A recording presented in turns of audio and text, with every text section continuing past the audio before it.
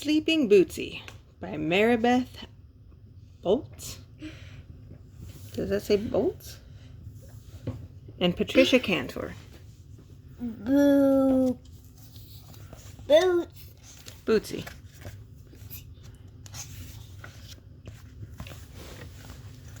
Once upon a time, there was a very lonely kitten. She had nowhere to live. Everyone shooed her away.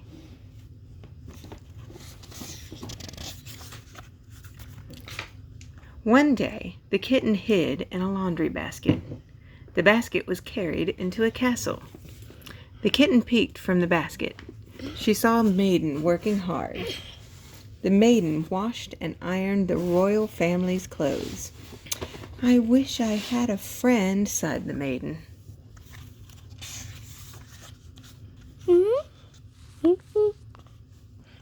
The maiden saw something move in the basket. She looked inside. It was a kitten. The maiden placed the kitten on her lap. She petted the kitten. The kitten purred and purred. The maiden noticed the little kitten's white paws. Her paws looked like boots. "My name is Meg," said the maiden. "If the queen lets me keep you, I will name you Bootsie." Meg had an idea. She laid the queen's dress on her bed. The queen put it on. She found Bootsie in her pocket. "Every castle needs a kitten," said the queen. She turned to Meg. "Will you take care of her?" she asked. Meg said yes.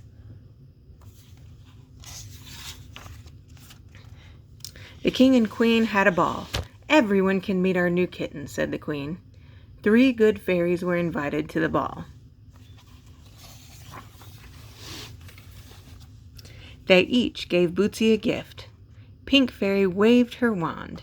She made Bootsie playful. Purple Fairy clicked her heels. She gave Bootsie a beautiful meow. Yellow Fairy wiggled her nose. "Your heart will always be kind."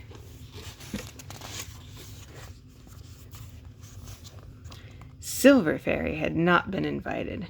Her magic was used for evil. She came to the ball anyway. Clap, clap, clap! She cast her spell. "You must not touch your paw to water," said Silver Fairy. "If you do, you will fall into a deep sleep." Silver Fairy said that only one thing would wake Bootsie. "What is it?" cried Meg. "Tell us," said the king and queen. "She will wake only if she hears her happiest sound," laughed Silver Fairy.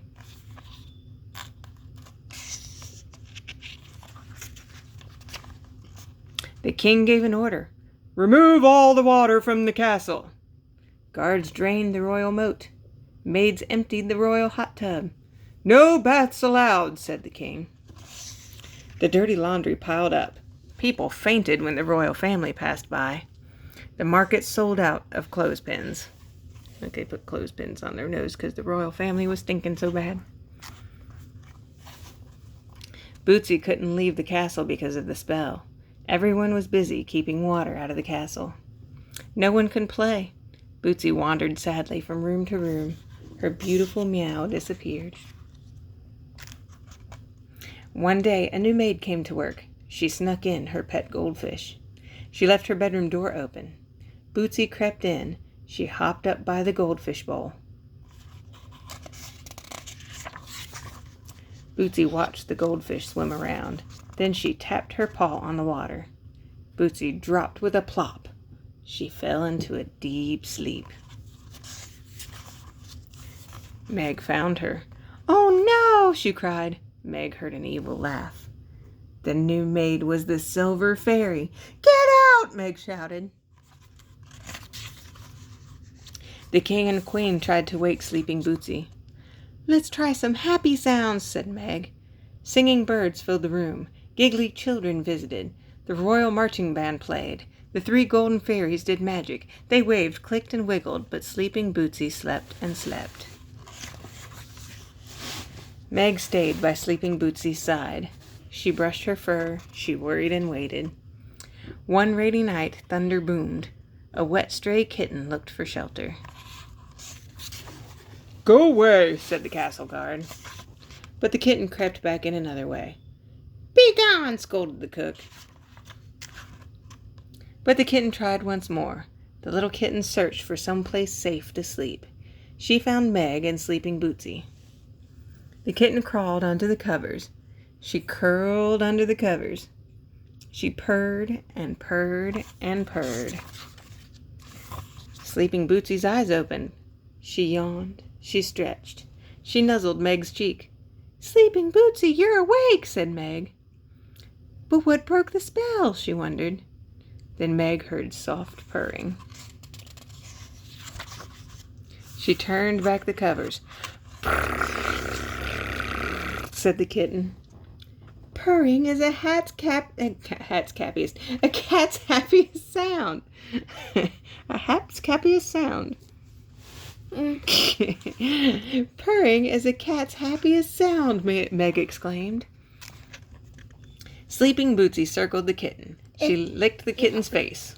It explained, not and "She needs a home too," said Meg.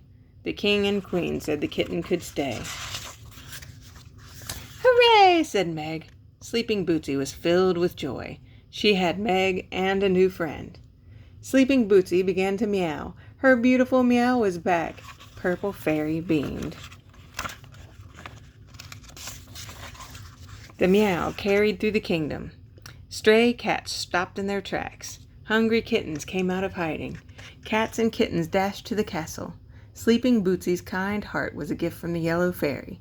Meg had a kind heart too. "We'll find homes for each of you," Meg promised. "Meow," agreed Sleeping Bootsie. It was happily ever after. For everyone. Yay. The end. Okay.